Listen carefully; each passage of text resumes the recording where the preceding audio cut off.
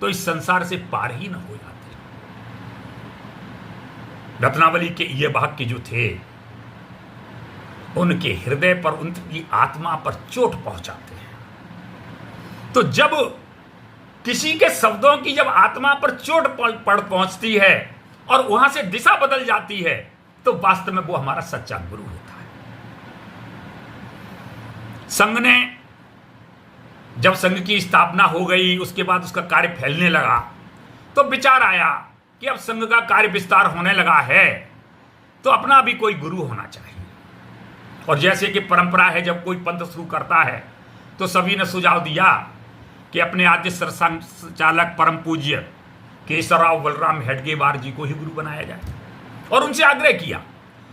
अब चूंकि डॉक्टर साहब तो बहुत दिव्य दृष्टि के थे, दूरदर्शी थे, और संघ की स्थापना के पीछे भी उनकी दूरदर्शिता ही का एक कारण था, तो वो हर एक चीज को बड़ा सोच विचार के करते थे।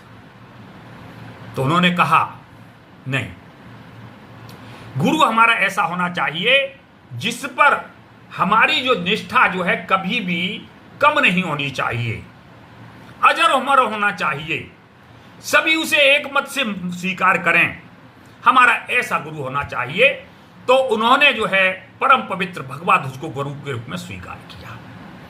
और परम पवित्र भगवा ध्वज की जो विशेषताएं हैं, उसका जो रंग है वो जो है अरुणोदय के समय का रंग है। जब हम जो है प्रातःकालीन सूर्य को पूर्व दिशा में देखते हैं, सूर्योदय से पहले देखते हैं, तो संपूर्ण जो है आकाश जो है अरुण रंग का जो है हमें दिखाई देता है। और जब हम उसे देखते हैं तो हमें एक प्रकार के आनंद की अनुभूति होती है, हमारे अंदर सकारात्मक ऊर्जा का संचार होता है।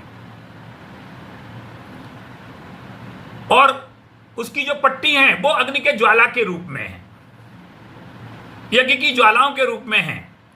जब अग्नि में कुछ डाला जाता है, यज्ञ की आहुतियां डाली जाती हैं, तो संपूर्ण वातावरण तो जो है सकारात्मक ऊर्जा से भरने लगता है और सब जगह उत्साह ही उत्साह दिखता है, अच्छे कार्यों की प्रेरणा ही प्रेरणा दिखती है। तो ऐसी ये पट्टियां जो है जब हम देखते हैं तो हमें जो है एक समर्पण का भाव पैदा होता है। और इसीलिए संघ का स्वयंसेवक वर्ष में एक बार अपने गुरु का पूजन करता है, भगवा ध्वज का पूजन करता है।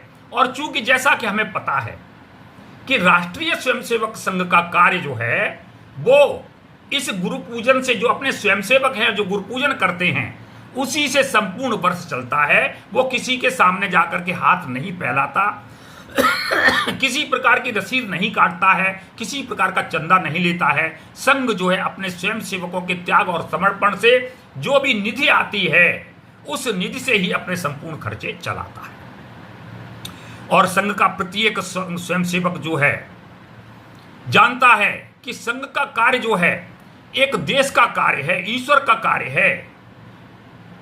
इसलिए वह दिल खोल करके अपनी सामर्थ्य के अनुसार गुरु के सामने अपने जो भी समर्पण होता है उससे पूजन करता है।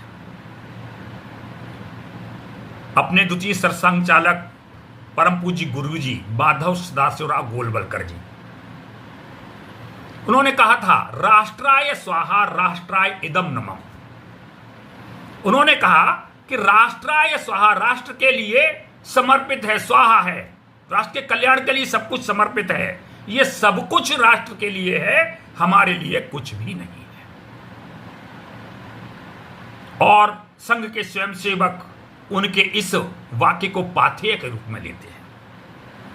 मंडूक उपनिषद में भी कहा गया है, ईशावास्य इदम सर्वम यत किंचित जगत्याम जगत तेन त्यक्तेन भुंजीथा माग्रधः कश्चित् धनम। ईशावास्य इदम सर्वम, हमें जो संपूर्ण सृष्टि में जो भी कुछ दिखाई देता है और नहीं भी दिखाई देता है, उस सब में ईश्वर का निवास है। और इसलिए हमें जो है अपना जीवन कैसा जीना चाहिए, तेन त्यक्तेन भुंजीथा, त्याग करते हुए हमें उपभोग करना चाहिए।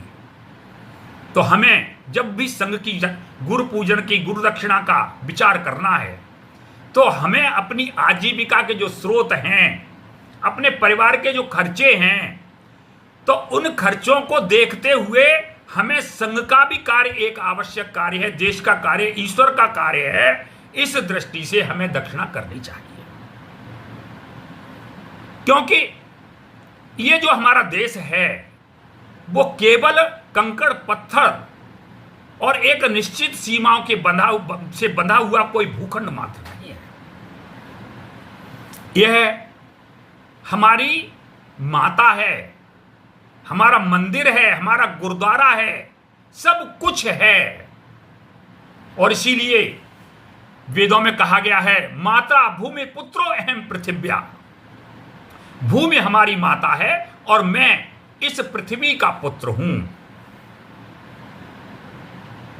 इसका मतलब यह है कि जिस भूमि पर हम पैदा हुए हैं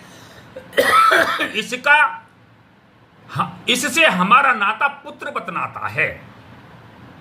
अब पुत्रवत नाता क्या है कि जब भी हम जो है जन्म लेते हैं तो सबसे पहले हम इस भूमि पर ही, अपनी भूमि ही हमें आश्रय देती है।